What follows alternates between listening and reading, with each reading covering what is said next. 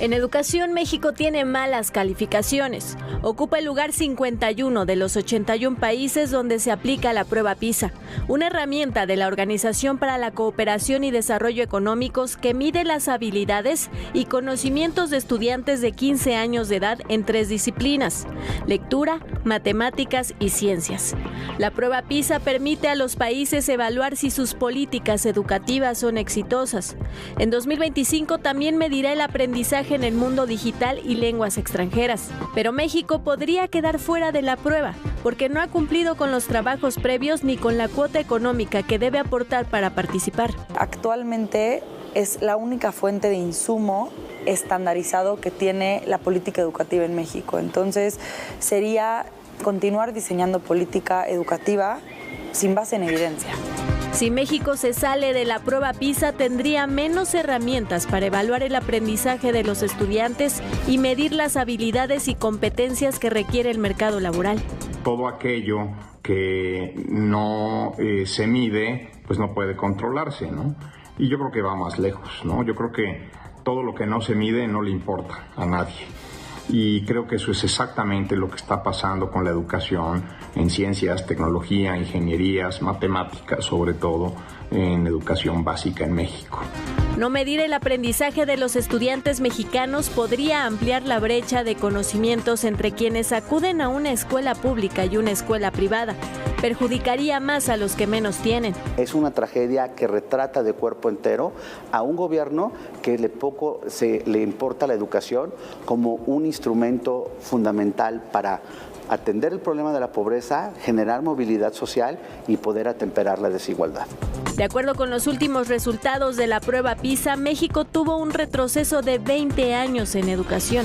Por eso es importante la prueba, para detectar las áreas de oportunidad donde hacer cambios y avanzar. De lo contrario, se condenaría a los niños y jóvenes mexicanos a permanecer rezagados frente al resto de los países. Con información de Hugo Vela para ADN 40, Fuerza Informativa Azteca.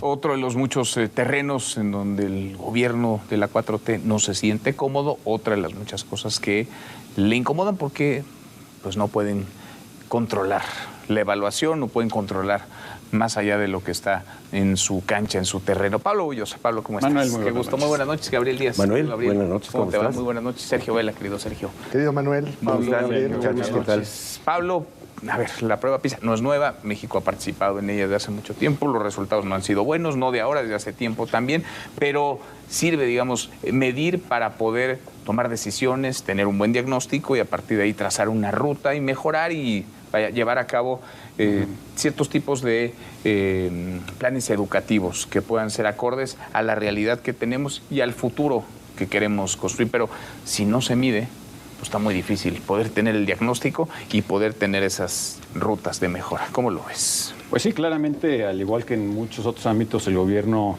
no quiere ningún tipo de medida objetiva que escape al control de su propia narrativa, ¿no?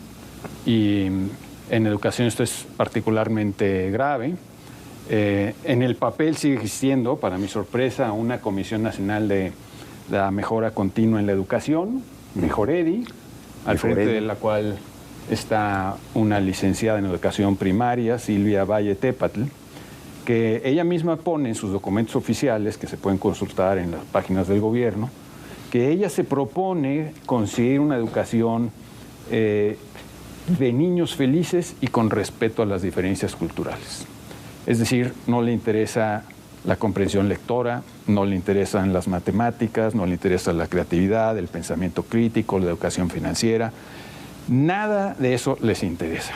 Es un gobierno que desde el presidente siempre ha hecho un diagnóstico de los problemas del país, que solo admite una solución, que es una solución moral y política, y que se niega a cualquier tipo de solución que tenga que ver con aspectos cognitivos o técnicos.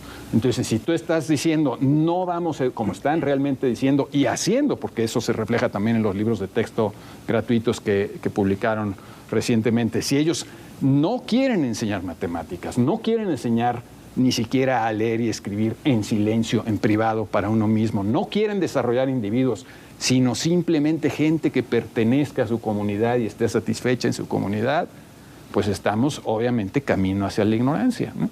Y la ignorancia va a tener un costo altísimo.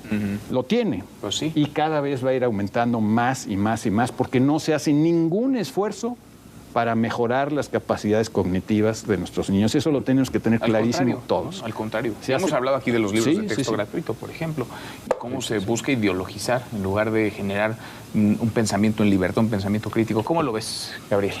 Mira, leyendo hace poco a Sabater, dice que en su largo periplo por la izquierda y por las distintas ramificaciones de la izquierda, aburrido de ver si la izquierda propone el progresismo y si la derecha es el neoliberalismo, etcétera, etcétera. Dice, yo llegué a una feliz conclusión casi al final de mi vida diciendo que para mí la izquierda, ¿sí?, equivale a dos cuestiones, ¿no?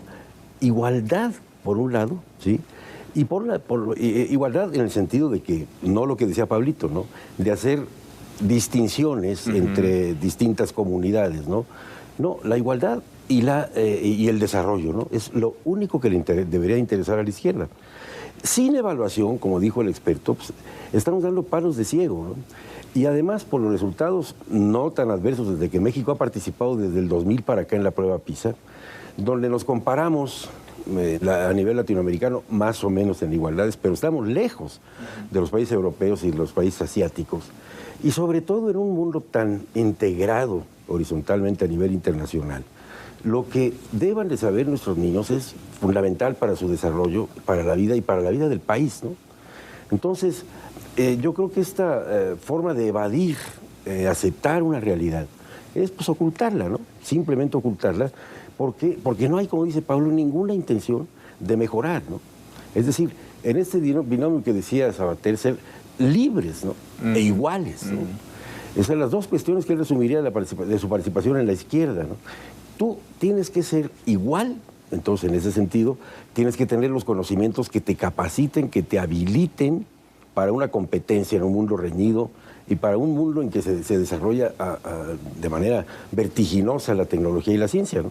Este desdén, como señala Pablo, ¿sí?, mostrado en las pruebas PISA, que pues, puso en evidencia nuestra realidad, debería de, al contrario, de decir yo no quiero que me evalúen, yo quiero mirarme el ombligo, en este, pues ya no provincialismo, yo le llamaría parroquialismo, ¿no?, frente a los desarrollos mundiales. A mí qué me importa que los niños no entiendan lo que están leyendo, fíjate, además es una de las cuestiones fundamentales, no entiendan lo que están leyendo, vamos a poner que saben leer, ¿no? Sí. Que las matemáticas andan muy lejos del nivel, las matemáticas pues, es la cuantificación del mundo, y qué te digo, el pensamiento científico, ¿no? Entonces, ¿cómo van a desarrollar habilidades? Entonces, preferimos nosotros cerrar la puerta a la realidad, que es muy de estos tiempos. Pero nos sorprende, a ver, lo decía el presidente y no una vez, lo dijo muchas veces desde el inicio prácticamente del sexenio, él lo que buscaba era, ¿qué? 10% de capacidad. 10% y 90% de lealtad. Se equivocó en los porcentajes, ¿eh? Creo que es como 99.9 de lealtad y el 0.1 de capacidad. Poquita capacidad, a esa no le dan mucha. Yo ni siquiera sé si es lealtad o simple y sencillamente dogmatismo, ¿no? Porque, bueno, a mí me parece que los datos que hay sobre la prueba PISA son realmente muy preocupantes desde que México comenzó a participar. México entró a la Organización de Cooperación y Desarrollo Económico, la OCDE, en el año 94, es decir, hace 30 años. Y me parece que es desde el año 2000 que empezó a aplicar esta prueba, que no es una prueba hecha en México, es una prueba estandarizada. Yo creo que es importante que nuestro público lo sepa. La Organización de Cooperación al Desarrollo Económico ha diseñado una prueba objetiva, que no pretende meterse a cuestiones particulares de cada nación. Es decir, se evalúa conocimiento de las matemáticas. Leibniz decía que el lenguaje de Dios eran las matemáticas. Sí, es decir, nada más duro y permanente que un axioma matemático, ¿no? Bueno, por otra parte, la lectura, que es lo que decía Gabriel, la lectura de comprensión. Y la otra son conocimientos de ciencias naturales. Y no se hace una evaluación de asignaturas específicas de la currícula académica de cada país, sino que estandarizadamente se lleva a cabo esta evaluación en un número variable que no es de menos de 150,000 jóvenes, ni tampoco es de más de 1 millón. Promedio más o menos está a 400,000, 500,000 pruebas que se ponen cada 3 años a los países miembros de la organización, la OCDE, y a jóvenes de 15 años. Es decir, hay un rango totalmente objetivo. Ahora, ¿por qué desde el año 2022? Porque aquí estamos hablando de que México no ha dado los pasos preparatorios para llevar a cabo la prueba PISA en 2025, que es cuando tendría que hacerlo. La última fue en 2022 y ya ha sido descalificada, ya ha sido llamada una prueba neoliberal. Yo no sé qué es una prueba neoliberal, las pruebas no sé si tuvieran ideología o convicciones, pero en fin. Pues son las pruebas que aplican los países neoliberales, que son los países más desarrollados del mundo, que creen en la división de poderes, en la objetividad, en el individuo. Bueno, puede ser. Ahora, a mí no me sorprende, sí me parece lamentable, por supuesto, pero no me sorprende que haya una nueva descalificación y un nuevo desdén, porque ha sido la tónica de toda esta administración. Es decir, recordemos cuando estábamos discutiendo en esta misma mesa hace algunos años el tema de la pandemia, que las escuelas no abrían, no se veía la escuela segura. Bueno, y en comparativa, ¿se acordarán? En algún momento lo conversamos, en comparativa con el mundo, México fue uno de los países, si no es que el país, y que más tiempo demoró en abrir sus escuelas, que más tiempo tuvo y que tampoco aprovechó y que menos vidas salvó. Menos vidas salvó, bueno, en fin. Ahora, ¿qué hay aquí detrás? A mí me parece que hay una suerte de temor a un juicio objetivo. Hay un afán de descalificación en aras de implantar un dogmatismo. Hay muchísima ignorancia, lo dijo Pablo, pero es más grave que la ignorancia sea de quienes tendrían que contribuir a quitar la ignorancia de los educandos. No quieren. No quieren. Entonces, no es que ni siquiera no puedan, es que no quieren. Parece que se sienten cómodos. Son cursis, claro. Son extraordinariamente cursis. O sea, esto de decir que vamos a criar, a educar niños para la felicidad, ¿qué clase de tontería es esa? Para la convivencia, para la aceptación de las diferencias culturales. Bueno, ¿y las matemáticas? ¿Y las matemáticas qué? A ver, claro que hay que ser feliz, pero esa no es una tarea de un sistema educativo. Pues no. Es decir, francamente me parece que esto no se sostiene por ninguna parte. El adoctrinamiento está campeando y hay un rechazo absoluto al pensamiento diferenciado. Solo 2 acotaciones, Sergio, si me lo permiten. Es una prueba tan bien hecha y tan sólida que sí se adapta a cada país. Eso es lo que no ha hecho México. Sí. Ese texto, esos reactivos de comprensión lectora se adaptan a cada país. Por eso hay que hacer esos premios antes de y es lo que la autoridad educativa de la Mejoredu es la que ya respondió al director de educación de la OCDE que no van a hacerlo, que no van a hacer ninguna preparación. Y 2, es una prueba tan bien hecha y tan sólida que no solo participan los países de la OCDE. No. La OCDE tiene 30 y tantos países, 38, 39, no sé cuántos sean, y en la prueba participaron 81 el año pasado, creo que este año van a participar más de 90 países. Lo que pasa es que los resultados para México han sido muy malos en las evaluaciones anteriores y eso no es nada más en esta administración. O sea, pero no es como echarle la culpa a una evaluación y asumir la responsabilidad. Pero es mejor saber en qué estás mal para poder mejorar en lo que estás mal, porque es cierto que en años anteriores México siempre salió mal. Pero se hicieron esfuerzos y hubo ciertas mejoras. Uno diría, oye, pero son mejoras en unos cuantos puntos. Pues sí, pero esos cuantos puntos son vidas humanas que están mejor preparadas para enfrentar el mercado laboral, para trabajar, para ser más productivas, porque hay que entender esto. No basta con tener buenos sentimientos. La vida es muy difícil, es muy dura. Necesitamos prepararnos para la vida y necesitamos habilidades concretas, sí, hay que tener físicas. Buenos sentimientos también, pero no basta, es muy poquito. La gente buena no puede hacer, que nada más es buena y no tiene habilidades, acaba por no hacer nada ni servirle nada a los demás. Por eso tenemos que hacer un esfuerzo educativo serio. Bueno, yo me tomé no en es el serio lo de catecismo. la infelicidad, porque yo era terriblemente infeliz con las matemáticas. Lo debo de confesar. No eres el único. Hasta que aparecieron los primeros maestros que me sacudieron el cerebro allá en segundo de secundaria, que no solamente empecé a comprender las matemáticas, sino que me empezaron a gustar. No sé, porque en México hay esa aversión casi que los mexicanos de manera congénita no entendemos las matemáticas. Es un mito, no es cierto, ¿no? Pero esto que dice Pablo, ya desde temprano en el régimen actual, la desaparición del INE, ¿sí? Ya fue una confesión de que aquí la evaluación no iba a ocurrir. Es decir, y además fue como un regalo al sindicalismo mexicano, que decía que no, que los pobres maestros se les evaluaba y era con una cuestión de terrorismo, ¿no? Casi se les perseguía, como si fuera una cuestión inquisitorial, ¿no? Cuando de veras este miedo a la evaluación quizá tiene que ver con otros temores, ¿no? El miedo a ser libres, el miedo a que te identifiques fuera de la comunidad y tengas la posibilidad de gritar y de no estar de acuerdo. Ese es un pavor que le tienen a la gente en general, los gobiernos dictatoriales. La lectura siempre ha sido emancipadora. Claro. Totalmente. Y es lo que no quieren. No quieren que Vaya, se el propio comprenda. Che Guevara decía ser cultos para ser libres. Sí. La libertad tiene que ver con esto. Pues no. Acá es el sentimiento identitario con la comunidad cerrado, como decía yo, parroquialmente, y el mundo exterior no existe. Por eso en la economía también la pretensión de ser autárquicos, ¿no?